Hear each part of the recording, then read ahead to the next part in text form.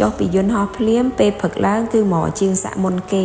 ខ្ញុំស្រឡាញ់ energy បងស្រីឯអាយុ57ឆ្នាំហើយណាទៅតែសម្រាប់ចិត្តសាក់ឆ្អឹងខ្នងបងគឺវាចខ្លាំងបើពិនិត្យមើលគឺវាចង់មកថ្នាំងដៃបងបានដាក់ជាមួយនឹងយ័ន្តសងខាងដែលមកចំហៀងគឺជាយ័ន្តសារិកា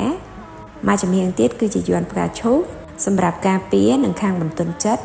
នៅផ្នែកកដាវិញជាយ័ន្តសារិកាគូខ្ញុំព្យាយាមសេរីយ័ន្តអត់ឲ្យវាចពីឆ្អឹងខ្នងបងពេកក៏អត់ឲ្យលំអៀងពីផ្នែកកដាខ្នងយើងពេកដែរហើយយើងប្រើជាមួយនឹងពណ៌ខ្មៅស្មៅពណ៌ខាងក៏ហមលិចអីហើយក៏បន្ថែមជាមួយនឹងយ័ន្តថងលុយសម្រាប់ហៅលុយមកច្រើនអត់តន់ចប់ទេបន្ទាប់ពី2ថ្ងៃក្រោយបងគាត់បានមកខ្ញុំម្ដងទៀតដែលគាត់ឆ្លាញ់ផ្កាឈូកអញ្ចឹងខ្ញុំណែនាំប្រភេទយ័ន្តនេះព្រោះវាស័ក្តិសមជាមួយនឹងទម្រង់ដៃរបស់បងក៏អត់សូវឆ្លាញ់ពណ៌ក្រហមដិតទេអញ្ចឹងយើងលេងរៀងស្មៅ